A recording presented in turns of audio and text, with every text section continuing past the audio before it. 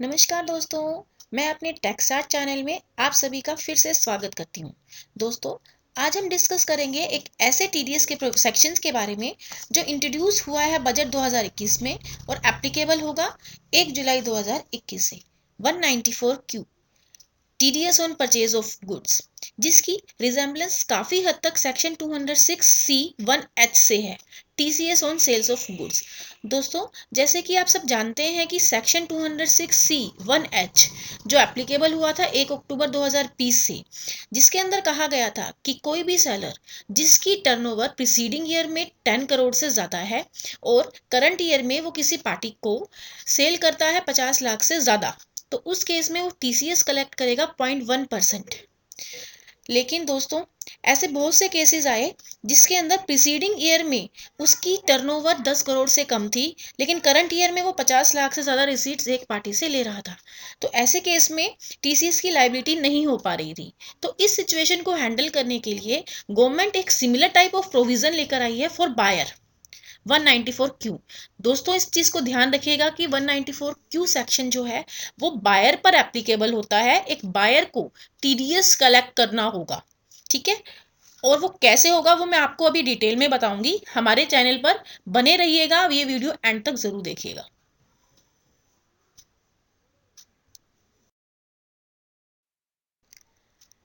तो स्टार्ट करें। चलिए हम बात करते हैं 194 क्यू है क्या, ये कब एप्लीकेबल होगा। दोस्तों, 194 क्यू जो कि हमें TDS on purchaser of goods के बारे में बताता है, ये एप्लीकेबल होगा 1 जुलाई 2021 से। दोस्तों, ये अप्लाई होगा सिर्फ और सिर्फ बायर पर। मतलब अगर किसी बायर की प्रीसीडिंग ईयर में टर्नओवर या ग्रोस रिसीट्स 10 करोड़ से ज़्यादा है और करंट ईयर में अगर वो किसी पर्सन को पेमेंट करता है अबव 50 लैक्स, तो उस केस में उसे टीडीएस डिडक्ट करना होगा 0.1% on the purchase amount excluding GST. यानी जीएसटी को छोड़कर जो अमाउंट उसकी परचेज अमाउंट बची है उसके ऊपर उसे 0.1% टीडीएस कट करके ही पेमेंट करनी होगी। अब ये एप्लीकेबल कब नहीं होगा? ये एप्लीकेबल नहीं होगा if TDS is deducted under any other provisions of the act. अगर कोई और टीडीएस डिडक्ट हुआ है किसी अदर प्रोविजंस में तो 194 क्यू एप्लीकेबल नहीं होगा। इसके अलावा अगर टीसीएस कलेक्ट हुआ है अदर देन 206 सी 1H में तो भी 194 क्यू एप्लीकेबल नहीं होगा।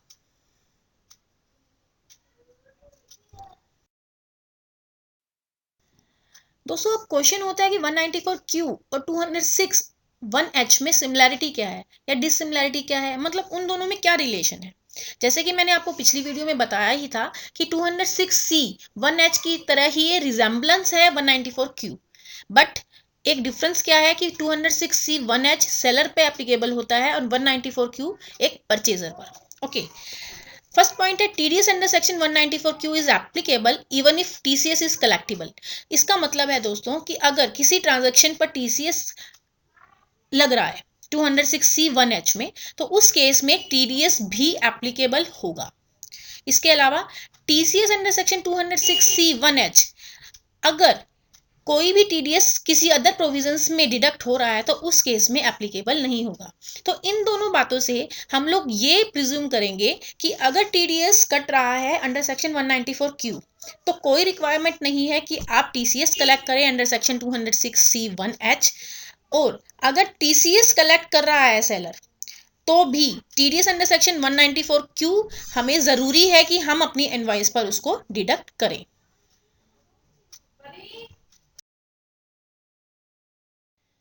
नाउ मेमो फाइनेंस एक्ट क्या कहता है? हमारा मेमो कहता है कि अगर 206 सी 1H एंड 194 क्यू किसी भी ट्रांजैक्शन पर एप्लीकेबल होते हैं तो उस केस में 194 क्यू प्रिवेल रहेगा, 206 सी 1H की रिक्वायरमेंट नहीं रहेगी। तो दोस्तों, इससे एक क्वेश्चन अराइज होता है कि अगर टीसीएस कोई सेलर कलेक्ट नहीं करता है, ओके, तो क्या वो एसएससी इन डिफॉल्ट हो जाएगा? इन केस बायर जिसके ऊपर 194 क्यू एप्लीकेबिलिटी थी लेकिन फिर भी वो टीडीएस अंडर सेक्शन 194 क्यू नहीं काटता है किसी ट्रांजैक्शन पर।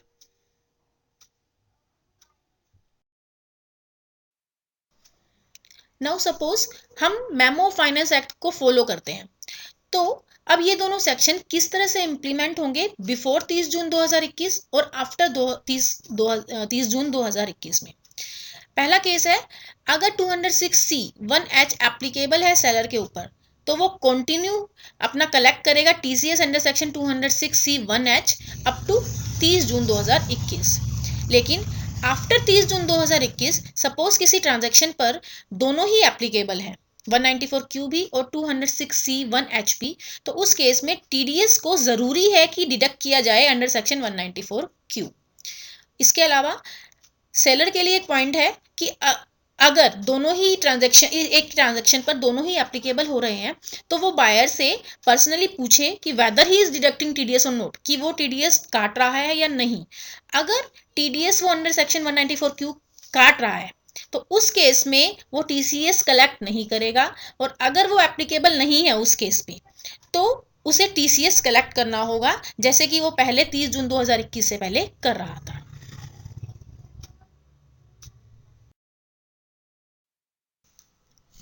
चलिए दोस्तों बात कर लेते हैं डिफरेंस 206C 1H में और 194Q में, क्योंकि हम इन दोनों सेक्शंस को बार बार यूज कर रहे हैं तो हमें इन दोनों के बीच का डिफरेंस मालूम होना जरूरी है।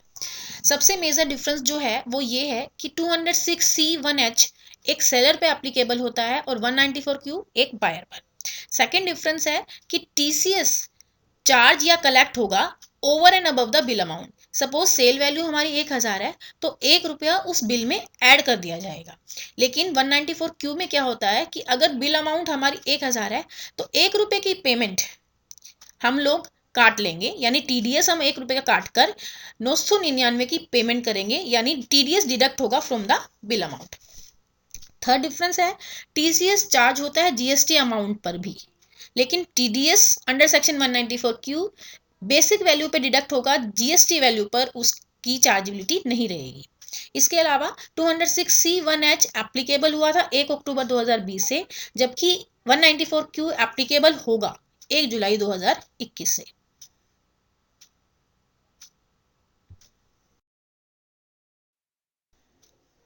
Now question arises, TDS under section 194Q will be deducted on what value, means किस वैल्यू पे टीडीएस को डिडक्ट किया जाएगा। अभी मैंने पिछली वीडियो में आपको बताया कि जीएसटी के अमाउंट पर टीडीएस को डिडक्ट नहीं किया जाता।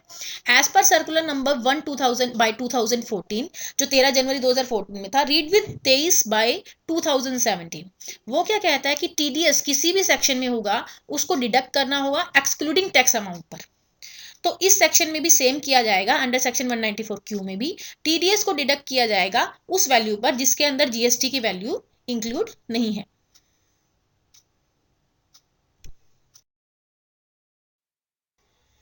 दोस्तों इस सेक्शन में क्या है, कब एप्लीकेबल होगा, ये हम अच्छे से डिस्कस कर चुके हैं, इसको मैं एग्जांपल से भी बताऊंगी आगे। लेकिन सबसे पहले हमें पता होना चाहिए कि अगर हम ये सेक्शन एप्लीकेबल नहीं करते हैं, मीन्स अप्लाई होने पर भी हम नॉन डिडक्शन करते हैं, तो उस केस में क्या कॉन्सिक्वेंसेस हमें फेस करने पड़ेंगे। तो दोस्तों इसके दो मेजर कॉन्सिक्वेंसेस है जो हमें फेस करने पड़ते हैं for non deduction of TDS under section 194Q। पहला क्या है, सेक्शन 40A में जितनी पेमेंट आपने पार्टी को की है उसकी 30% ऑफ पेड अमाउंट आपकी डिसअलाउ हो जाएगी इनकम टैक्स में। दोस्तों इसीलिए अगर आपकी टीडीएस की लायबिलिटी बनती है तो आपको 0.1% काटना ही है, नहीं तो 30% आपका डिसअलाउ हो जाने वाला है। ओके, सपोज कीजिए आपकी 1 करोड़ की परचेज है तो उसमें 10,000 का टीडीएस था, आपने ही नहीं काटा, तो उस केस में आपकी 30 लाख की जो अमाउंट है वो डिसअलाउड हो जाएगी। सेकेंड कॉन्सिक्वेंस क्या है कि एसएससी को डीम्ड एसएससी इन डिफॉल्ट मान लिया जाएगा और पेनल्टी एंड प्रोसिक्यूशंस भी उसके अगेंस्ट स्टार्ट किए जाएंगे।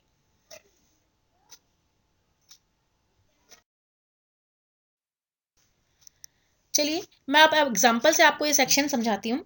मान लीजिए मेजर्स ए एक बायर है जिसकी टर्नओवर फाइनेंशियल ईयर 2021 के अंदर 12 करोड़ की है।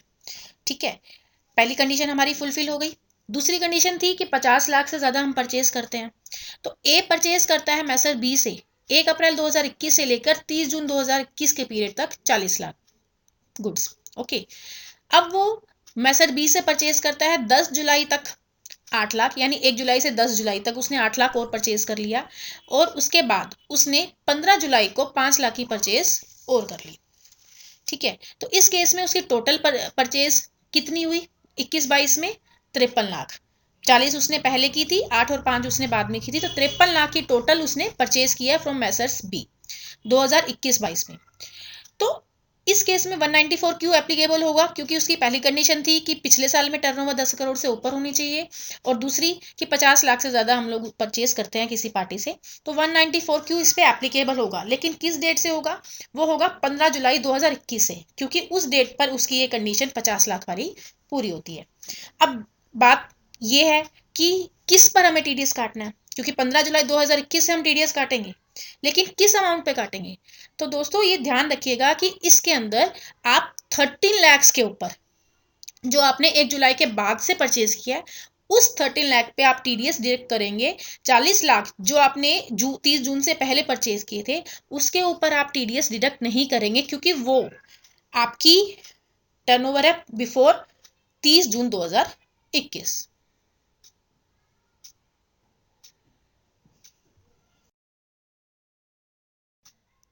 सेकेंड एग्जाम्पल है, सपोज कीजिए किसी बायर की टर्नओवर 2021 में सेल्स ऑफ गुड्स तो थी 6 करोड़ की और सर्विसेज की सेल्स थी 5 करोड़ की, तो टोटल टर्नओवर 2021 में 11 करोड़ ही मानी जाएगी। फर्स्ट कंडीशन थी आपकी 10 करोड़ से ऊपर, वो फुलफिल मानी जाएगी। आप ये मत सोचिएगा कि आप इसमें गुड्स की सेल 6 करोड़ है और सर्विसेज की 5 करोड़, तो हम लोग 6 करोड़ कंसीडर करेंगे। नो, इसके अंदर टोटल टर्नओवर आप 11 करोड़ कंसीडर करेंगे, जो कि फर्स्ट कंडीशन को फुलफिल करता है। अब 2021-22 में मिस्टर ए ने परचेज कर लिए मिस्टर बी से वैल्यूइंग रुपीज 60 लाख, तो जो 50 लाख वाली लिमिट भी है वो उसने क्रॉस कर ली, तो 194 क्यू इस केस में एप्लीकेबल होगा। लेकिन दोस्तों अगर उसने कोई सर्विसेज रिसीव की हैं 60 लाख से ऊपर, क्योंकि अगर गुड्स रिसीव किए हैं तो वो कंडीशन फुलफिल होती है, उसके ऊपर 194 क्यू लगता है। लेकिन अगर वो कोई सर्विसेज लेता है 60 लाख से ऊपर की अमाउंट पर, तो उस केस में 194 क्यू एप्लीकेबल नहीं होगा दोस्तों। टीडीएस इस केस में डिडक्ट नहीं करा जाएगा, क्योंकि परचेज ऑफ गुड्स होने चाहिए जो आप करंट ईयर में कर रहे हो अबव 50 लैक्स।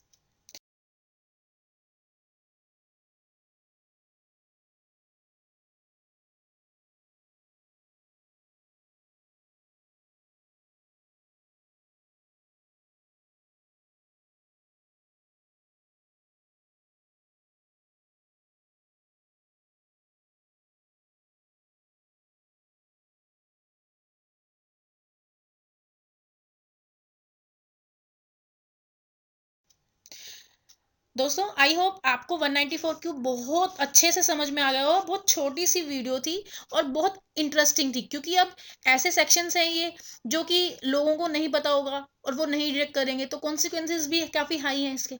तो दोस्तों इस चीज़ को अच्छे से याद कर लीजिएगा कि 194 क्यू 1 जुलाई 2021 से एप्लीकेबल होगा। अपना ध्यान रखिए दोस्तों, हमारे चैनल को सब्सक्राइब करते रहिए। Thank you.